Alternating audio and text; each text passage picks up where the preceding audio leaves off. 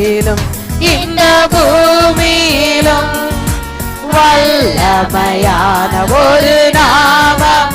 எல்லாம் சேர்ந்து வானத்திலும் இந்த பூமியிலும் வல்லமையான ஒரு நாமம் உண்டு. மனுஷருக்குள்ளே வல்லமையான வேறொரு நாமமில்லை. மனுஷருக்குள்ளே வல்லமையான வேறொரு நாமமில்லை. அவர் நாமம் இயேசு கிறிஸ்து. எல்லாரும் சேர்ந்து பாடுவோம். அவர் நாமம் இயேசு கிறிஸ்து.